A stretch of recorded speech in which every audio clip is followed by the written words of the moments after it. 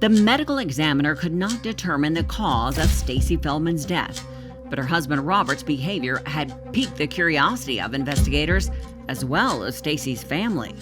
It was hard on her family, especially not having an answer. But in June, police received a call that blew the case wide open. A woman reached out to the Crime Stoppers and reported that she had had an affair with Bob and that she had spoke to Stacy Feldman the day she died. Her name was Susan, and she claimed she had met Robert on the dating app Tinder. So she had found that he was using not his real name and corresponding with her. She confronted him about it. He told her that he was separated from his wife. They shared the home for financial reasons and for the children. And so she ended up having an affair with him. Robert had used the name Robert Wolf on the dating app, but Susan did her own digging and learned his true identity. Susan tracked down Stacy's email address and sent her a message. What did she write to Stacy in the email? If you're still married to Bob, he's having an affair. I just wanted to let you know that I had an affair with him. You can call me if you want. So she gives Stacy her phone number, and then Stacy calls her that morning. Susan apologized to Stacy. She said, he told me he wasn't married to you anymore. You guys just shared the house for financial reasons and for the children. She told Stacy the site she met Bob on. And as they were speaking on the phone, Stacy went into that dating site and found Bob and said, I just found him. I'm done with him. This has happened before. Susan felt Stacy held no animosity towards her. It sounded like Stacy understood and appreciated that she reached out to her.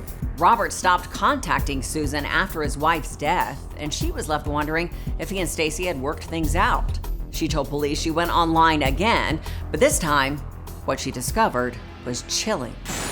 She had gone back on the internet to find out if Bob was still with his wife, and she finds Stacy's obituary. And what was her reaction to reading that obituary? She went back into her emails that she had with Stacy and found that she died that very day that she had talked to Stacy. Police confirmed her story with emails and phone records and dug deeper into Stacy and Robert's personal life. They fought a lot, and when he was unfaithful to her and she would start talking about separation and divorce again, he would manipulate her, and she started believing that, she would lose the house and she wouldn't see her kids. But investigators still needed more evidence before they could move forward with an arrest. The district attorney's office declined prosecution because we didn't have a cause and manner of death. That was the big roadblock. Detectives decided to send Stacy's autopsy report and a case file to Dr. William Smock, a strangulation expert based in Kentucky. Could he determine what had been the cause of Stacy's death? Yeah, his opinion was that she had been strangled and suffocated. She had bruises on her arms that certainly could have been defensive. There was areas that appeared to be where she'd been grabbed, and there was marks where fingers would have been. It was the turning point of the investigation. Investigators finally had enough evidence to charge Robert Feldman with the murder of his wife, Stacy. Robert Feldman was finally arrested and charged with murder. We were able to get to court and take guardianship of the kids before he actually was arrested. 7 years later, Robert Feldman had his day in court. He pled not guilty to first-degree murder charges. What motive do you believe he had for murdering his wife?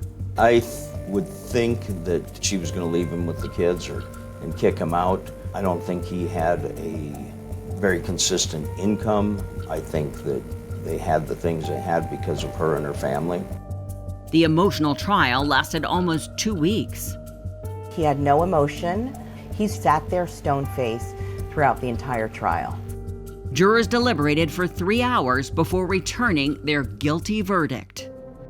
Robert Feldman was sentenced to life in prison. For Stacy's family, it was an enormous relief to see her murderer brought to justice.